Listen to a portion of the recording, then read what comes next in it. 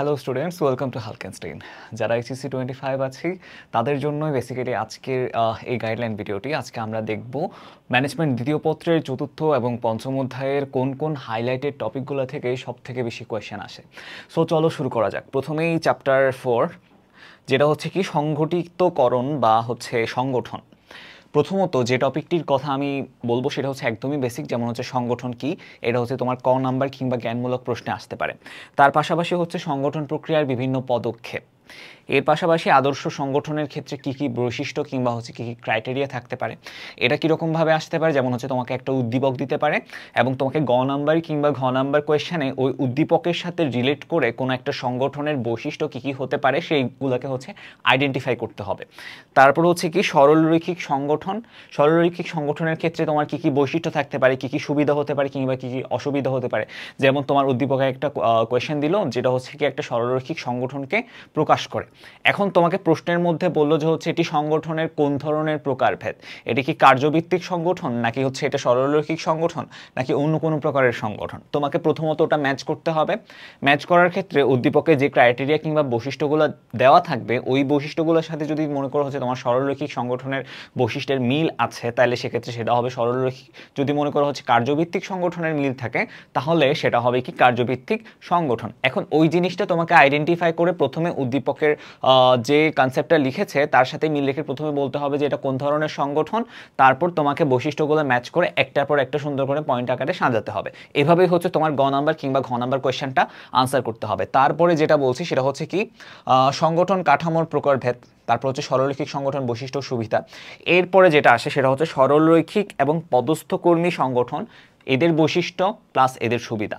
Lastly হচ্ছে কার্যভিত্তিক সংগঠন, কার্যভিত্তিক সংগঠনের ক্ষেত্রে কী কী বৈশিষ্ট্য আছে এবং কী কী সুবিধা আছে। এই তিনটা পার্ট থেকেই সব থেকে বেশি কোয়েশ্চেন আসতে দেখা যায়।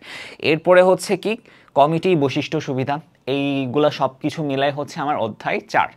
এখন এই অধ্যায় 4 থেকে বেসিক্যালি যে কোয়েশ্চেনগুলো আসে সব থেকে মোস্টলি আসে সেটা হচ্ছে কি এই প্রকারভেদটা থেকে।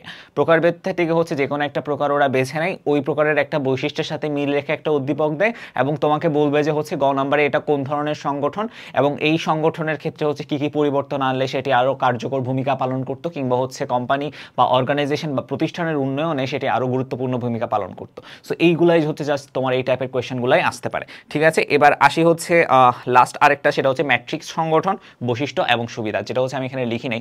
ম্যাট্রিক্স সংগঠনের ক্ষেত্রে হচ্ছে তোমার কী কী বৈশিষ্ট্য থাকতে পারে এবং কী কী সুবিধা অসুবিধা থাকতে পারে সেটা হচ্ছে বইতে সুন্দর করে দেওয়া আছে।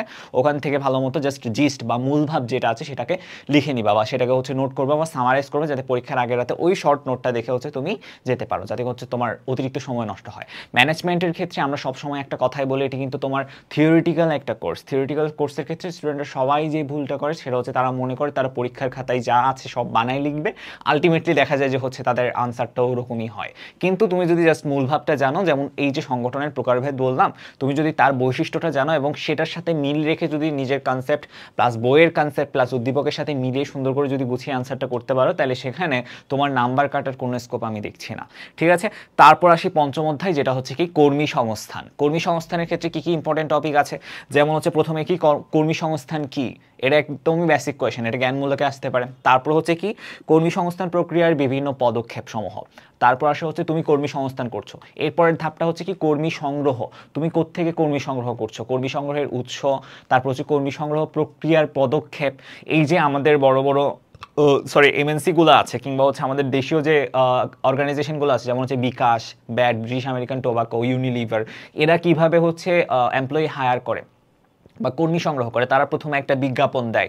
যেমন বিকাশের কথাই যদি আমি বলি, বিকাশে হচ্ছে ইন্টার্ন হায়ার করার যে প্রসেস সেটা হচ্ছে কি জানো, তারা প্রথমে বিজ্ঞাপন দেয়। ওখানে হচ্ছে যারা অ্যাপ্লিক্যান্ট আছে তারা সিভি ড্রপ করে, দেন ওই সিভিগুলো থেকে হচ্ছে কি তারা বেছে একটা পোর্শন সিলেক্ট করে অ্যান্ড দেন তাদেরকে হচ্ছে ডাকার পরে হচ্ছে একটা ফোকাস গ্রুপ ডিসকাশন হয়, ওটা হচ্ছে রাউন্ড 2 অ্যান্ড লাস্টলি রাউন্ড 3 হচ্ছে একটা ফাইনাল ইন্টারভিউ হয়, যেখানে হচ্ছে বোর্ড মেম্বাররা থাকে, তারা different types of question discuss করে অ্যান্ড দেন ওখান থেকে হচ্ছে তারা তাদের পছন্দ মতো কর্মীদেরকে সিলেক্ট করে। এটা হচ্ছে কর্মী সংগ্রহের একটা প্রক্রিয়া। আমি জাস্ট বিকাশের একটা উদাহরণ দিয়ে বোঝালাম। এভাবে তোমার এক একটা অর্গানাইজেশন কিংবা হচ্ছে এক একটা প্রতিষ্ঠানের ক্ষেত্রে বিভিন্ন ধরনের পদ্ধতি তারা কিন্তু ইউজ করতে পারে।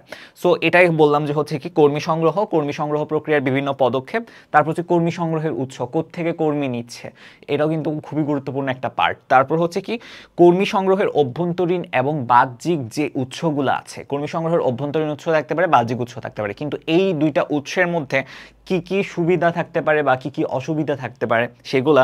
অ্যান্ড লাস্টলি হচ্ছে কর্মী নির্বাচন প্লাস পদ্ধতি। এই যে আমি বললাম আমি এই উৎস থেকে কর্মীগুলাকে এনেছি, এখন তাদের মধ্য থেকে আমি সব থেকে বেস্ট যে তাকে হায়ার করব, ওই বেস্ট যে এমপ্লয়ি সেটাকে নির্বাচন করার যে ক্রাইটেরিয়া, সেই ক্রাইটেরিয়াগুলো কি কি হতে পারে এবং কোন পদ্ধতি কিংবা কোন স্ট্র্যাটেজিতে আমি ওই বেস্ট এমপ্লয়িটাকে সিলেক্ট করতে পারি, সেগুলাকেই হচ্ছে আমার এখানে এই পার্টটার মধ্যে পড়ছে, যেটা হচ্ছে কি কর্মী নির্বাচন এবং কর্মী নির্বাচনের পদ্ধতি।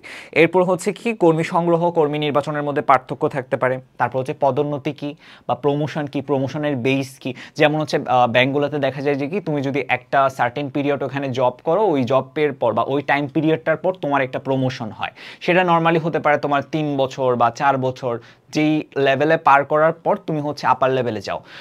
মানে হচ্ছে তোমার একটা প্রবেশনারি পিরিয়ড থাকে শুরুতে, ওই প্রবেশনারি পিরিয়ডটাতে হচ্ছে তোমাকে ট্রেনিং দেওয়া হয় যে তুমি যে পোস্টের জন্য অ্যাপ্লাই করেছো সেই পোস্টের জন্য যাতে তুমি সুইটেবল হও, সেই জন্য হচ্ছে তোমাকে আলটিমেট ট্রেনিংটা প্রোভাইড করা হয়। ওই পিরিয়ডের শেষে তুমি পার্মানেন্ট এমপ্লয়ি, তারপর একটা সার্টেন টাইম পিরিয়ড পরপর তোমার প্রমোশন হতে পারে। এখন ওই প্রমোশনটার বেস এক এক অর্গানাইজেশনের ক্ষেত্রে এক এক রকম হতে পারে। সো এইগুলো হচ্ছে জাস্ট পড়ে নিবা।